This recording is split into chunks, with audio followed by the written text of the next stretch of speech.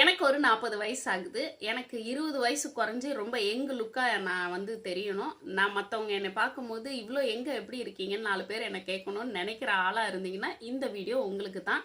இந்த வீடியோவ ஸ்கிப் பண்ணாம கடைசி வரையும் பாருங்க.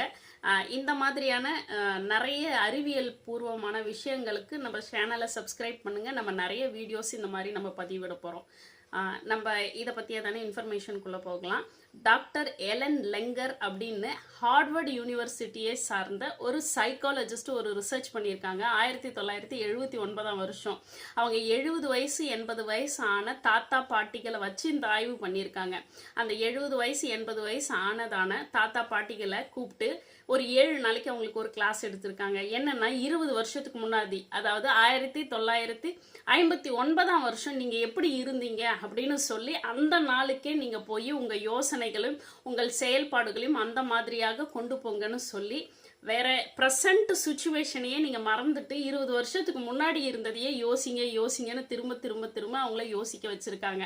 அப்படி யோசிக்கிற பட்சத்துல அவங்களுக்கு நிறைய விஷயங்கள் நடந்ததை இந்த ஆய்வு கண்டுபிடிச்சிருக்குங்க. இந்த ஆய்வோட முடிவில் 7 நாள் கழிஞ்சு அவங்கள மறுபடியும் டெஸ்ட் பண்ணும்பொழுது என்னெல்லாம் அவுட்கம் வந்திருக்கு அப்படின்னு பார்த்தீங்கன்னா, நிறைய வயசானவங்களுக்கு நிறைய உடல் நல குறைபாடுகள் இருக்கும். முக்கியமாக பார்த்தீங்கன்னா முட்டி வலி இருக்கும், ஞாபக மருதி இருக்கும், கண் பார்வை குறைஞ்சிருக்கும், டயபெட்டிக்ஸ் வந்திருக்கும், ப்ரெஷர் இருந்திருக்கும் இல்லையா.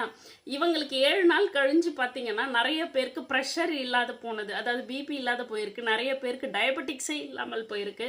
இன்னும் ஒரு சிலருக்கெல்லாம் பார்த்தீங்கன்னா இந்த பார்வை குறைபாடு இருந்தவங்களுக்கெல்லாம் பார்வை குறைபாடு இல்லாமல் போயிருக்கு.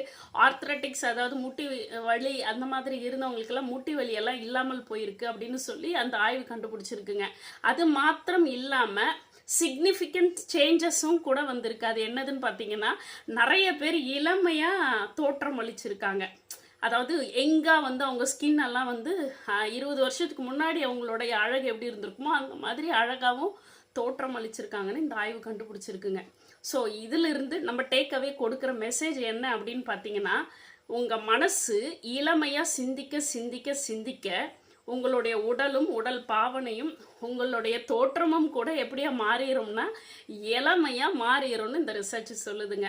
ஸோ நீங்கள் இன்னையிலேருந்து என்னவா யோசிக்கணும் தெரியுங்களா? இளமையாக யோசிக்கணுங்க. அதாவது இன்னையிலேருந்து 20 வருஷத்துக்கு முன்னாடி உங்கள் சிந்தனை எப்படி இருந்துச்சோ அந்த சிந்தனைக்குள்ளார நீங்கள் வந்தீங்கன்னா நீங்களும் சீக்கிரமாகவே உங்கள் தோற்றமெல்லாம் இளமையாக மாறிடுங்க. அப்படி நீங்கள் இளமையாக மாறத்துக்கு என்னுடைய நல்வாழ்த்துக்கள். Thank you so much. வேறு ஒரு நல்ல வீடியோவில் உங்களை சந்திக்கிறேன்.